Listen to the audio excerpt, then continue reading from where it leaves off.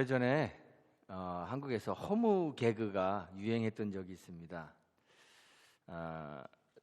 나폴레옹이 이탈리아를 침략하기 위해서 알프스 산맥을 넘을 때였습니다.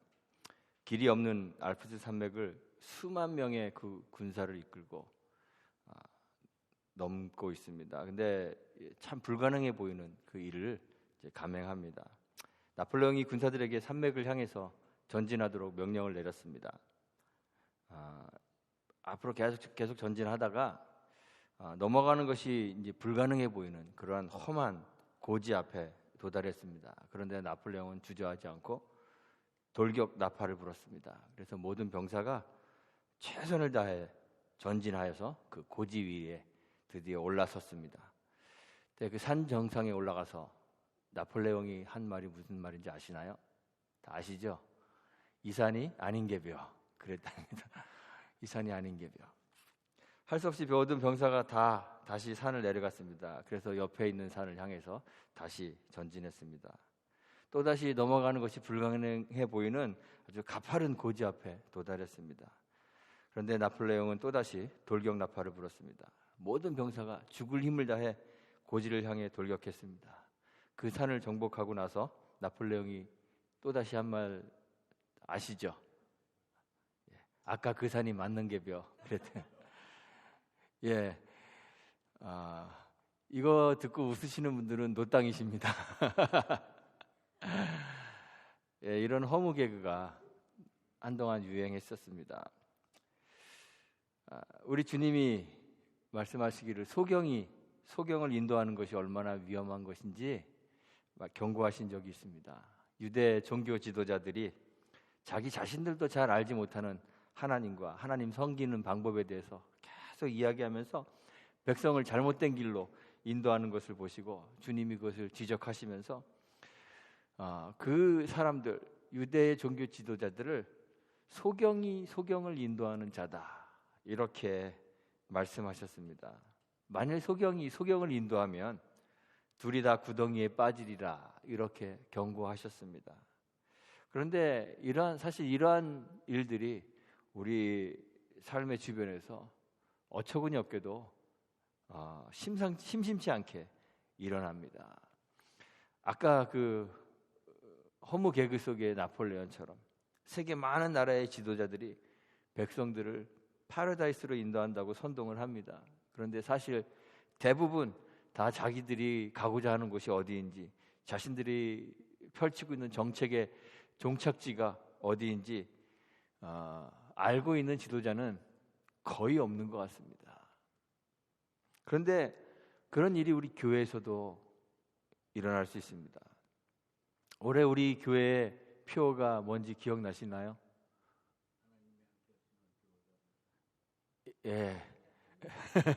주께서 함께 하심을 보여주는 교회가 되자입니다. 주님을 알지 못하는 내용은 똑같으니까 괜찮습니다. 주님을 알지 못하는 세상 속에 살아가면서 세상이 주님을 알 수 있도록 세상에 주님을 보여주는 것이 올 한 해 우리 교회 여러분들이 가지고 있는 목표입니다. 우리 교회의 목표일 뿐만 아니라 사실 이것은 모든 신자들이 가져야 하는 그런 신자들의 삶의 목표입니다. 그런데 우리가 하려고 하는 것이 무엇인지, 우리 신앙의 목표가 무엇인지 정확하게 알지 못하면 구덩이에 빠지고 말게 될 것입니다. 세상에 주님을 보여준다고 하면서 주님을 보여주는 것이 무엇인지 또 주님이 누구인지 제대로 알고 있지 못하다면 세상에 주님을 보여주지 못하는 것은 물론이고 우리 또한 구덩이에 빠지는 그러한 어리석음을 범할 수가 있는 것입니다. 제가 늘 강조하는 것이 있죠. 하나님 신앙은 도덕 종교가 아닙니다. 계속 강조합니다. 지난주 말씀에서도 우리가 살펴보았듯이 주님이 우리에게 우리의 착한 행실을 세상에 보여줘서 그래서 세상이 우리의 착한 행실을 보고 하늘에 계신 우리 아버지께 영광을 돌리게 하라 이렇게 말씀하실 때의 그 착한 행실은 일반적으로 우리가 생각하는 그런 선행을 의미하는 것이 아니다. 우리가 지난주에도 그렇게 말씀을 드렸습니다. 선이라는 것은 본질적으로 하나님과 관계해서만 존재할 수 있는 것이고 이해할 수 있는 것이기 때문에 하나님과 인격적인 관계를 맺으며 그의 말씀과 계명에 순종하는 것만이 성경이 말하는 선이고 착한 행실이다, 이렇게 얘기했는데 기억나시죠? 기억나셔야 됩니다. 우리의 목표를 세상에 주님을 보여주는 것이다, 이렇게 설정한 것은 신자의 도덕적 삶을 강조하기 위해서 그렇게 설정한 것이 아닙니다. 우리의 착한 행실, 우리의 선행을 보여줘서 세상에 하나님을 보여줘야 된다, 이런 의미로 이런 목표를 정한 것이 아닙니다. 하나님과의 관계를 강조하기 위해서 이러한 목표를 정한 것입니다. 오늘날의 기독교는 도덕 종교화 되었습니다. 하나님의 존재를 인정하지 않는 세상 속에 살면서 점차 기독교 신앙도 세상을 초월해 존재하시는 그 하나님, 그러면서도 세상 속에 들어오셔서 세상을 간섭하시는 그 하나님에 대한 존재, 하나님의 존재에 대한 고백 없이도 신자가 될 수 있다고 그렇게 가르치고 있습니다. 많은 자유주의자들이 세상을 초월해 존재하시면서 동시에 세상 속에 들어와 계시는 그 하나님의 존재를 인정하지 않습니다. 하나님의 창조도 인정하지 않습니다. 예수 그리스도의 동정녀 탄생도 인정하지 않는 자유주의자들이 많이 있습니다. 예수 그리스도의 인성과 신성의 그 연합을 인정하지 않는 사람들이 있습니다. 그리스도의 부활도 인정하지 않는 사람들이 있습니다. 실제하는 하나님 나라도 인정하지 않으며 하나님의 그 초자연적인 삶의 개입도 인정하지 않는 그러한 사람들이 많이 있습니다. 그러면서도 신자다, 그리고 종교인으로 살아가는 사람들이 있습니다. 하나님의 초자연적인 개입이 실제 우리의 역사 속에서 발생했다라는 사실을 인정하지 않으면서 신앙하는 사람들이 많이 있습니다. 이러한 모든 성경에 나오는 그런 것들에 대해서 다른 이성적인 해석을 찾거나 아니면 역사적 사실성과는 전혀 관계없는 그저 믿음으로라는 믿음으로 돌려버리는 그러한 사람들이 있습니다. 이러한 사람들은 실제 하는 그 하나님 나라에 대한 믿음이 없기 때문에 신앙이 도덕주의로 흘러가 버릴 수밖에 없습니다. 성경은 그저 윤리적 규범으로 받아들이고, 그리고 예수라는 한 인물은 전능하신 하나님이 아니라 신앙의 모범 또는 뛰어난 종교적 인격자, 이렇게 이해하는 수밖에 없게 되는 것이죠. 그런데 성경은 도덕책이 아닙니다.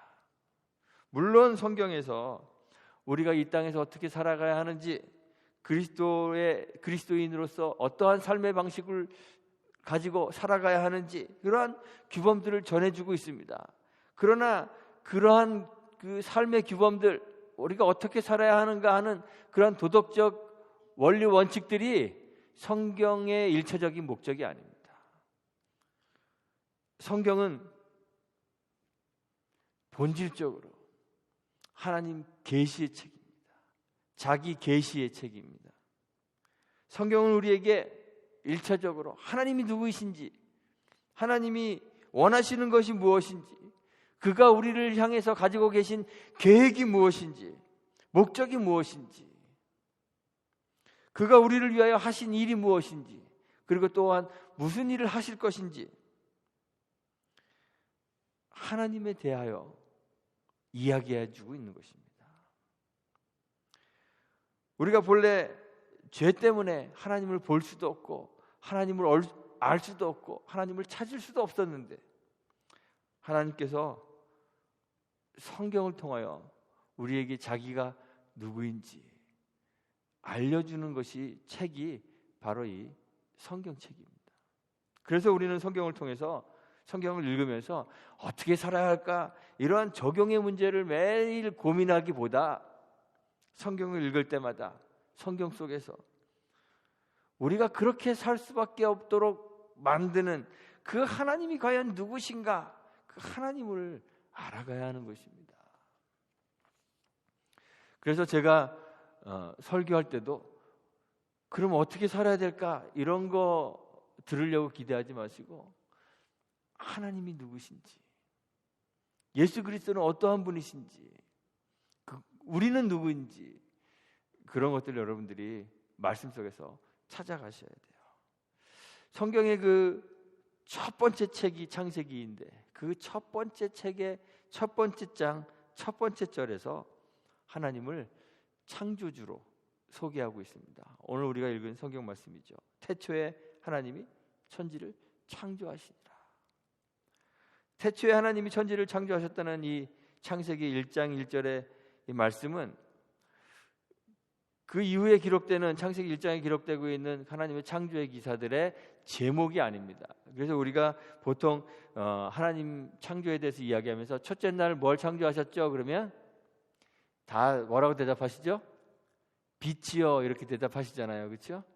왜 그러냐면 태초에 하나님이 천지를 창조하시니라 이렇게 제목처럼 딱 나오고, 그 다음에 땅이 온전하고 공허하고 쭉 나오다가 3절에서 하나님이 가라사대 빛이 있으라 하심에 빛이 있었고 그 빛이 하나님 보시기에 좋았더라. 그러고 나서 몇 구절이 나온 후에 저녁이 되며 아침이 되니 이는 첫째 날이다, 이렇게 기록되어 있어요. 그래서 많은 분들이 창세기 1장 1절은 창조의 제목으로 보시고, 그 다음에 그 첫째 날은 빛을 창조한 것으로 그렇게 이해하시는 분들이 많이 있는데,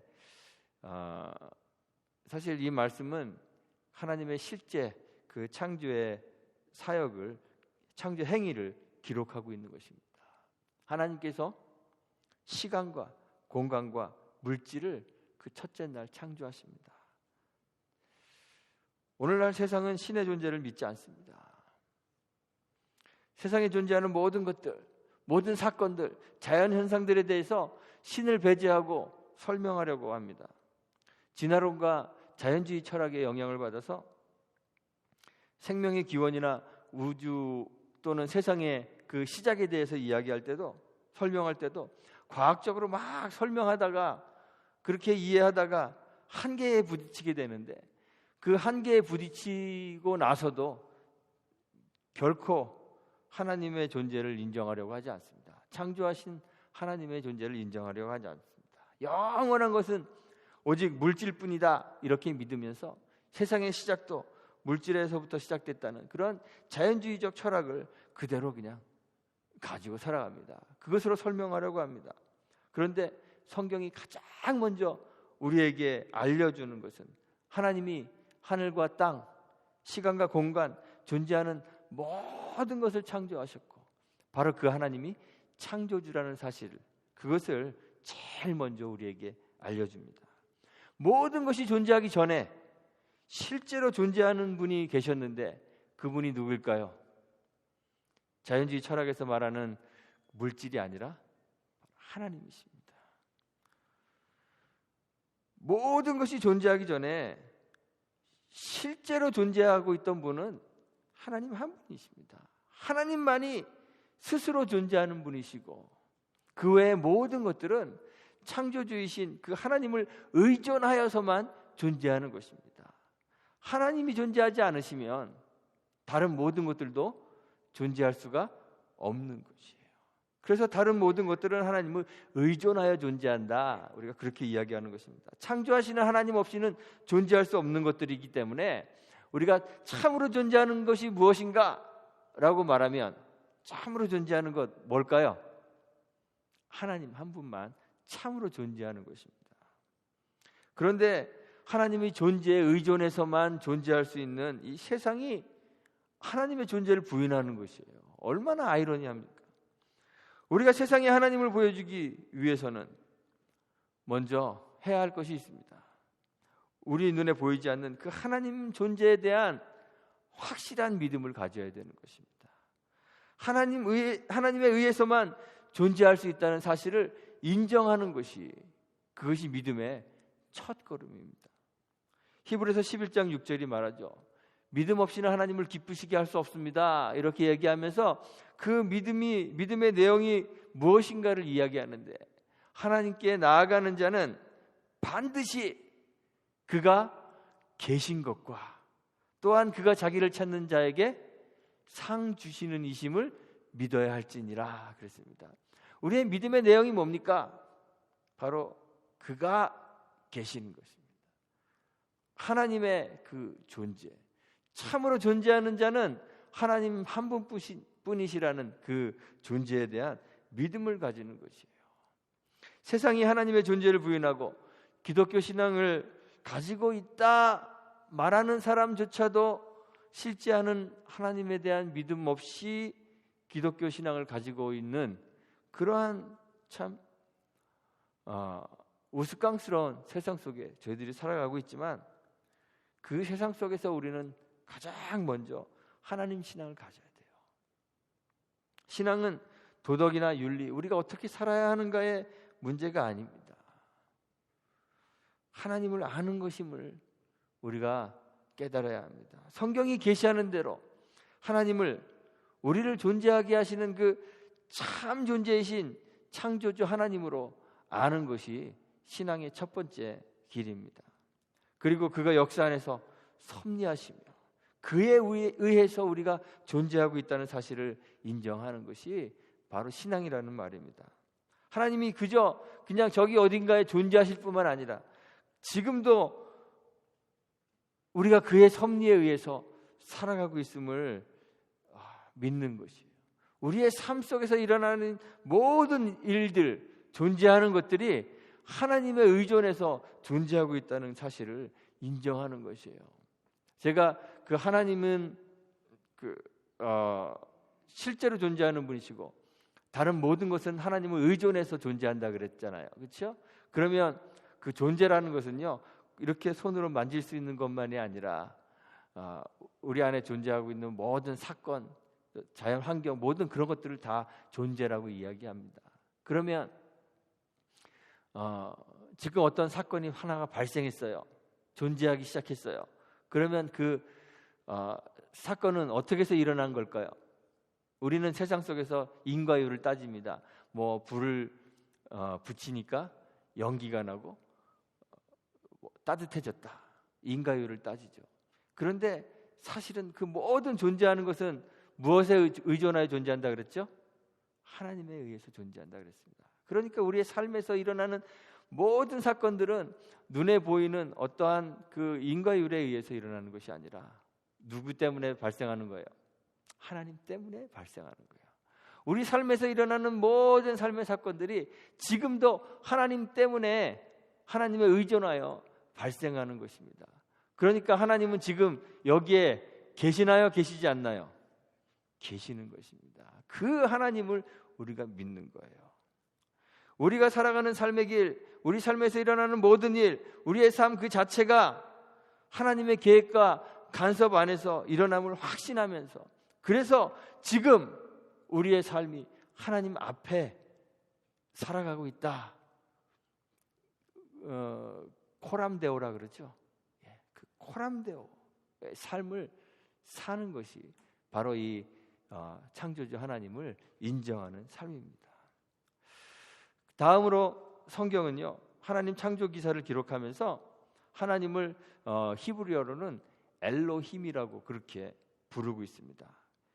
근데 이 하나님이 천지를 창조하시니라 할 때 그 하나님이 히브리어로는 엘로힘이에요. 많이 들어보셨죠? 엘로힘. 근데 이 히브리 명사인 엘로힘은 복수형 주격입니다. 신들이라는 복수형 주격입니다. 왜 하나님을 복수형으로 사용했을까요? 여러 신이 있어서가 아닙니다. 주어인 명사는 엘로힘이라는 복수 형태를 사용하고 창조하다라는 뜻의 이 동사인 히브리어 바라는 3인칭 단수형으로 사용하고 있어요. 히브리어에는 많은 유럽의 언어들이 동사에도 복수, 단수 그리고 격 변화들이 있어요. 우리 영어에도 그 복수형, 단수형이 있잖아요, 그렇죠? 그래서 단수 3인칭 단수 동사에는 영문법 강의 시간은 아닌데 그 뒤에 s를 붙이죠. 아시나요? 예, 아시죠? 근데 이 히브리어에도 동사에도 복수, 단수, 그다음에 주격, 목적격 이런 격 변화들이 있습니다. 근데 이 주어는 엘로힘이라는 복수형을 사용하고 동사 바라는 3인칭 단수형을 사용하고 있어요.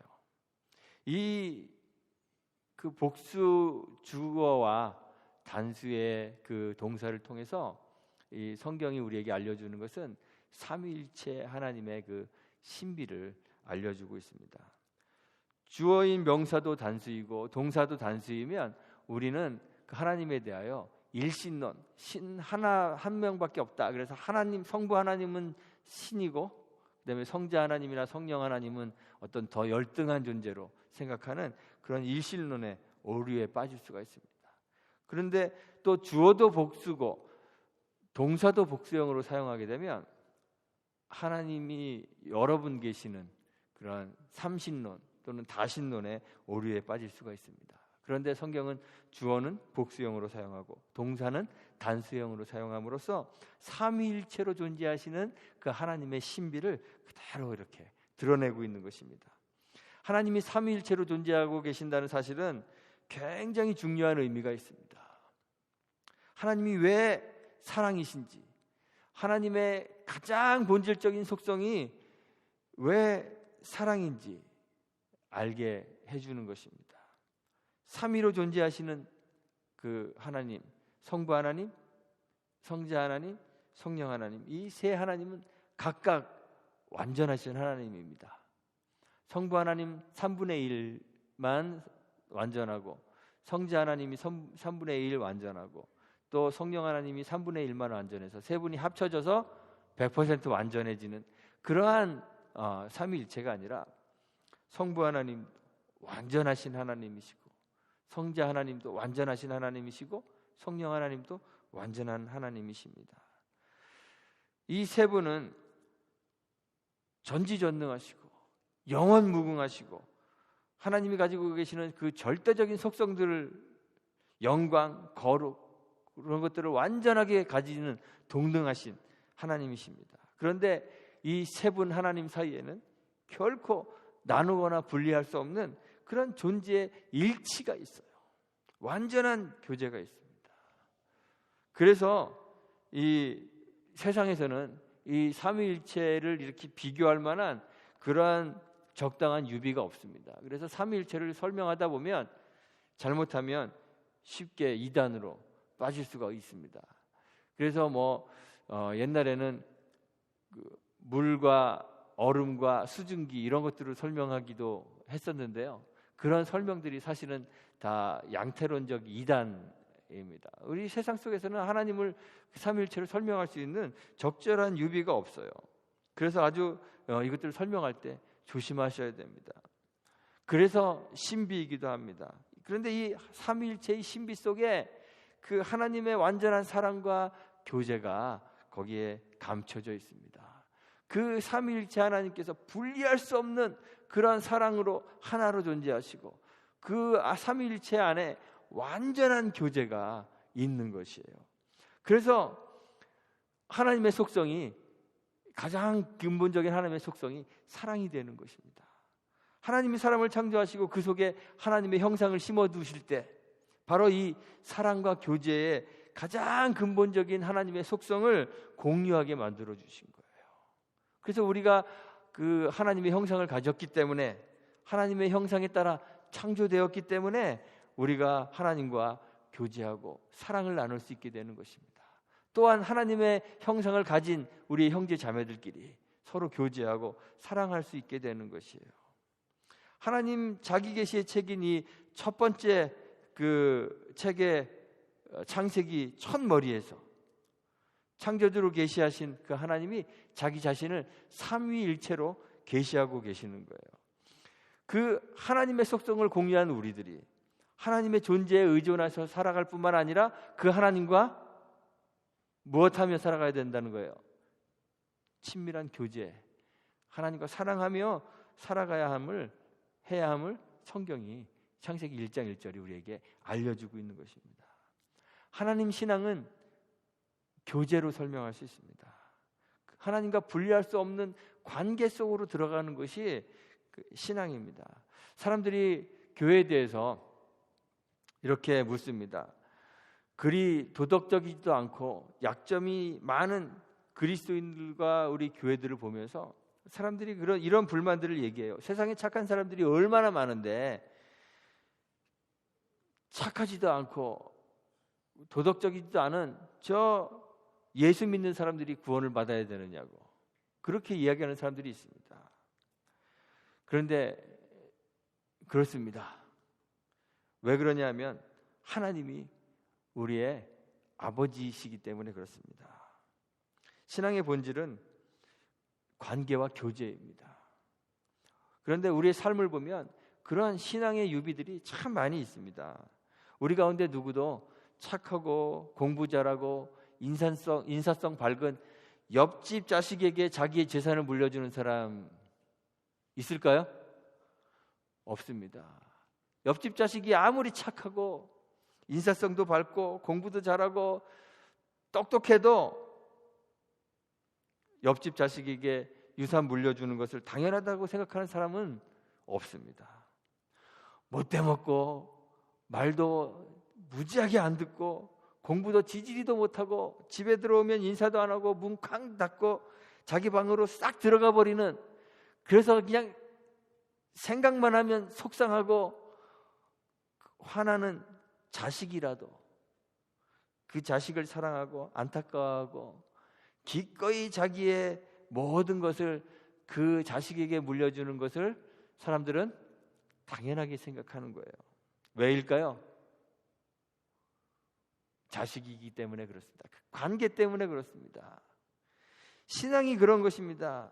하나님이 왜 세상에 비교적 착하고 성실한 사람들을 구원해 주시는 것이 아니라 약점투성이인 교회와 그리스도인들을 하나님이 구원하시고 하나님 나라의 상속자로 삼으셨을까요? 우리가 늘 하는 그러한 그 일상 하나님이 그냥 우리들에게 보여주시는 거예요. 그분이 우리 아버지시기 때문에 그렇습니다. 우리가 그분의 자녀이기 때문에 그렇습니다. 바로 이 사랑의 관계 때문에 그런 것이에요. 하나님이 본래 사랑이시기 때문에 삼위일체의 그 신비로 존재하시는 분이기 때문에 그런 거예요. 그래서 세상에 하나님을 보여주려고 하는 우리들은 뭐 세상에 착한 일하고 뭐 인사 잘하고 똑똑해지고 그래서 세상에 하나님을 보여줄 수 있는 것이 아니라 하나님과의 이 교제 안에, 하나님과의 이 관계 안에 들어가는 것으로 세상에 하나님을 보여주는 거예요. 이분이 우리 아버지다, 이렇게 말할 수 있는 것이에요. 세상에 하나님을 보여주는 것은 사실 신자의 그 존재 이유입니다. 여러분들이 왜 무엇 때문에 예수님을 믿고 이 땅에 살아갈까요? 하나님이 왜 우리를 구원하시자마자 그냥 그 좋다는 그 하나님 나라로 우리를 확 데리고 가지 않으시고 이 죄 많은 세상 속에 살게 하실까요? 신자가 존재하는 이유는 세상에 하나님을 보여주기 위해서입니다. 주님이 우리를 세상의 빛이라고 하실 때 우리를 세상에 하나님 보여주는 존재다, 이렇게 말씀하신 거예요. 그리스도의 향기, 그리스도의 편지, 우리를 부르는 이러한 이름들은 다 세상에 하나님을 보여주는 존재로서의 우리의 그 정체를 표현하는 그러한 이름들인 것이에요. 그런데 우리가 정작 하나님이 누구신지 그를 바로 알지 못하고 그와 바른 관계 안에 있지 못한다면 우리는 세상에 하나님을 보여준다고 하면서 마치 소경이 소경을 인도하는 것처럼 세상도 구덩이에 빠지게 하고 우리 스스로도 구덩이에 빠지는 그런 사람들이 되고 말 거예요. 성경이 계시하는 대로 하나님을 바로 여러분들이 아셔야 됩니다. 우리를 존재하게 하는 그 존재의 근원이신 창조의 하나님, 그분을 우리가 바로 알아야 돼요. 그분을 창조의 하나님으로 알아야 됩니다. 그분이 창조하시고 섭리하신다는 사실을 우리가 알아야 돼요. 히브리서에 기록하고 있는 대로 하나님이 계시는 것과 그가 자기를 찾는 자에게 상 주시는 이심을 우리가 확실하게 믿지 않으면 하나님을 보여줄 수 없다는 거예요. 하나님을 창조주로 섭리하시는 하나님으로 바로 알아야, 그래서 우리 삶에 실제하셔서 우리와 함께 동행하시는 그 하나님을 경험하며 살아야 하나님을 보여줄 수 있다는 것입니다. 상상 속에 존재하는 그러한 관념적인 절대자가 아니라 존재하는 모든 것과 모든 사건들을 발생하게 하고 그것들을 섭리하시고 함께 하시는 그 하나님을 경험해야 하는 것입니다. 그 하나님 앞에 살아가는 것, 그 코람데오, 하나님 앞에서 살아가는 그 삶이 우리 신자가 가져야 되는 삶이라고 그렇게 성경이 이야기하고 있는 것입니다. 또한 그분이 교제하시는 사랑의 하나님이시기 때문에 그와 친밀한 교제를 나누어야 합니다. 나누거나 분리할 수 없는 그 삼위일체 하나님의 그 완전한 교제를 본받아서 우리도 하나님과 분리할 수 없는 그러한 교제를 가져야 한다는 것입니다. 우리 교회가 이렇게 하나님의 그 존재와 그의 섭리를 확실히 이해하고 그를 창조주 하나님, 섭리하시는 하나님으로 알아서 코람데오, 하나님 앞에서 살아가는 그런 교회가 되기를 간절히 바랍니다. 하나님은 그저 도덕적인 그 원리 원칙이 아닙니다. 우리 존재의 기반으로만 존재하는 그러한 관념적인 분이 아니십니다. 그분 실제하셔서 지금도 우리 곁에서 창조의 사역을 감당하고 계시는 섭리하신 하나님이심을 여러분들이 확실히 다 믿고 이해하시길 바랍니다. 또한 하나님의 형상을 소유하고 있는 우리가 하나님과 친밀한 교제를 가지고 또 우리의 이웃, 하나님의 형상을 소유하고 있는 다른 형제들과 함께 교제를 가지는 그러한 여러분들이 되셨으면 좋겠습니다. 그래서 우리의 믿음과 삶을 통하여 세상에 하나님을 바로 보여주고 그래서 세상을 하나님 나라로 인도하는 그러한 저와 여러분들이 되기를 간절히 바랍니다. 세상에 하나님을 증거하시는 우리 온유한 교회가 되기를 주의 이름으로 축원하고 부탁드리겠습니다. 우리 함께 기도합니다.